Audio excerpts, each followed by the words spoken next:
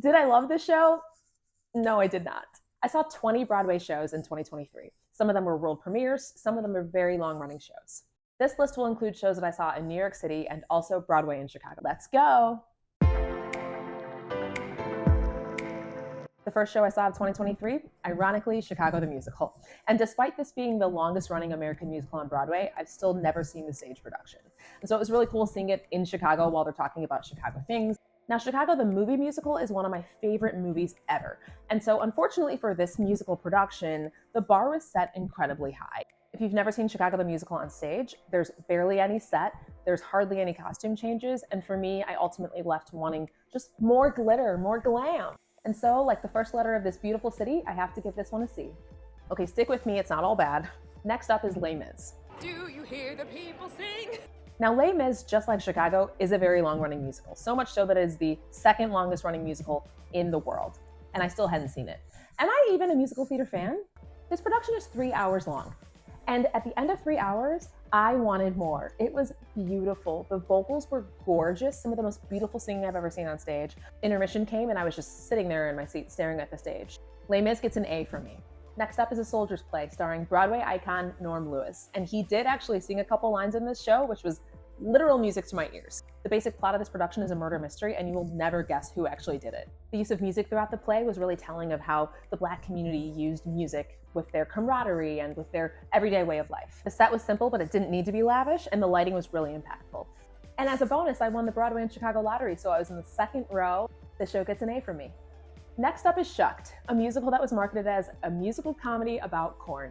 And boy, was it corny. I had no idea what I was getting myself into with this show, which is probably how most people felt. But if you like puns and you like laughing a lot, you will love this show.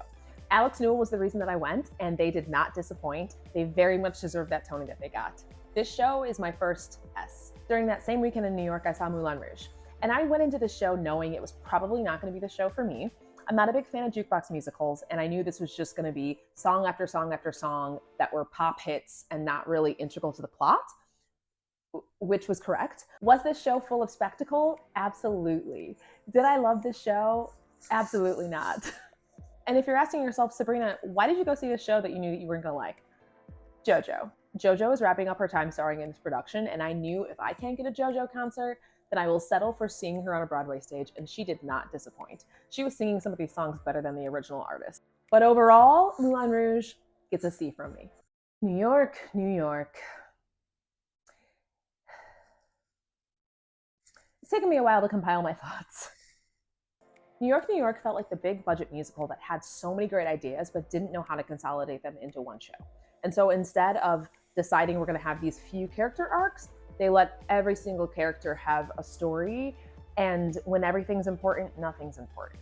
There were so many impressive things about this show, the big song and dance numbers, the set design. I left from there thinking like the best thing about this show for me was the set. And that's never something I really want to think about a musical, that like the saving grace was the set.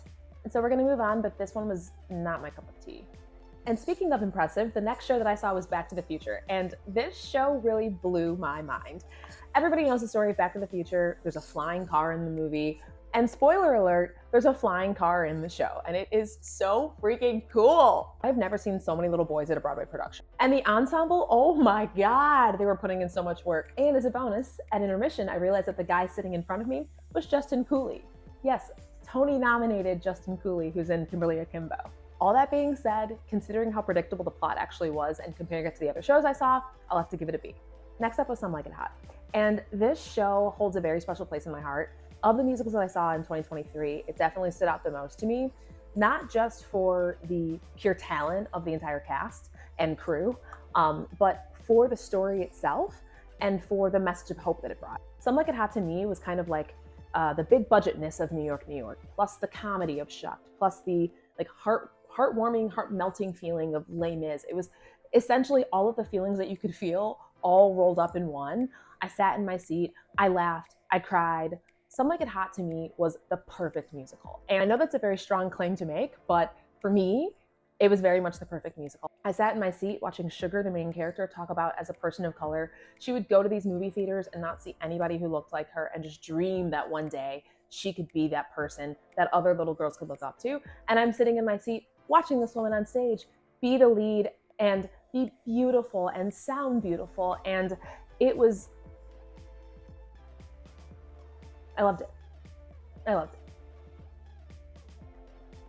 No notes.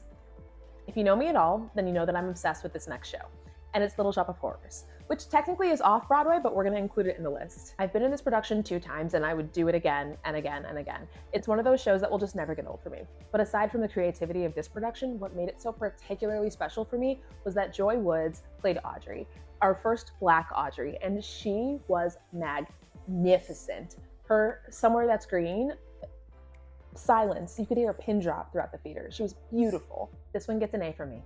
Have I seen The Lion King before? Yes. Have I seen it in multiple cities? Also yes. Did I go see it in 2023 on Broadway? I did. Not only did I get to see the performance, but I got to see my friend Andrew perform as a swing. Yay, Swing Nation! When the opening number started and the animals started coming down the aisle, I did indeed cry. Just so overwhelmed with emotion and so happy to be there, and watching all the little kids that were just seeing these animals for the first time around them. Oh, Disney got me. By far my favorite part of this experience, which probably is cheating because it was after the production was over, but my friend let me go backstage and take a picture on stage, look at all the costumes, ask questions, meet different cast members. I felt like a small child in a candy store. It was my first time standing on a Broadway stage, and I had that thought of, oh my God, one day I will be up here. Lion King gets an A. Next up is MJ the Musical, which I had very high expectations for because everybody was talking about how amazing it was. And that it was. From little kids on stage all the way up to the adult Michaels, out of this world. And the MJ we had performing, who was an alternate by the way, which I love to see, got a standing ovation in the middle of the show. Like, he finished one of the numbers, audience was on their feet clapping, and then they all had to sit back down and watch until the act was done. This production, no notes. I feel that Hamilton needs no explanations. I give it an A. Okay, we're more than halfway through. Next up is Gutenberg.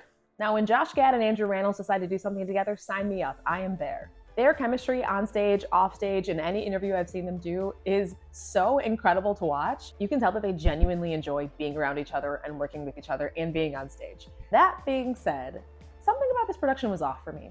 And it's not that I didn't think Josh and Andrew were funny, because I thought the two of them together were very funny. But they told joke after joke after joke, kind of like in Shucked, but I didn't find the jokes funny. I found their delivery of it great and quirky, but I don't know if I'm making sense. But I kind of left from the theater thinking, I don't need to see this again. I guess what I'm trying to say is, I give it a C. And then the next day I saw Purlie Victorious, and my love of theater was restored once again. Carrie Young was truly the star, but Leslie Odom Jr. was like right on her tails. This play really felt like with each actor I was watching, it was a masterclass. Like, their comedic timing was great, the way that they were storytelling was very impactful, the way that the sets changed. This one gets an A from me. A Wonderful World. So this was a world premiere, and this show had so much potential, like so much talent packed into a long production, but it felt like a long production. James Monroe Iglehart was Louis Armstrong. Like, if you close your eyes, you would think that was Louis Armstrong, and his performance was so impressive with how he was able to change and basically become that man. But I do feel like this production had a little bit of the same struggle as New York, New York, where they were trying to do too much in one show, and they needed to streamline it a little bit. So I have to give this one a C. We are down to the final 5. Now, the next 3 shows that I saw happened to be Sondheim shows, and it also happened to be the first time I'd ever seen a Sondheim show, which was kind of cool. Sweeney Todd. I have 2 words. Life changed. No notes. Then came Merrily, We Roll Along literally the next day. And this was a star-studded cast with Daniel Radcliffe, Jonathan Groff, Lindsay Mendez. And honestly, Daniel Radcliffe was the standout for me. I was not expecting what came out of his mouth, and they were a brilliant cast together. Their chemistry was wonderful. This show gets an A. Then I saw Company, not once, but twice. And it was exciting because the second time I got to see my friend perform in it as a swing. It was actually pretty cool being able to see it twice in 2 different parts of the theater. It kind of felt like the story was being told differently from the lens of different characters. Even though Company's a great show, when I compare it to the other Sondheim productions that I saw and loved, and also the rest of the great shows on this list, I have to give it a B. All right, we're almost done. The last 2 shows I'm gonna talk about together, Boop and The Wiz. Now, the reason I'm going to talk about them together is because they kind of had very similar plots. You had a young woman who happened to be Black in these productions, who very much wanted to be somewhere else. And she goes on an adventure and she learns all these things and she has people helping her. And then she comes back home and realizes what she's learned.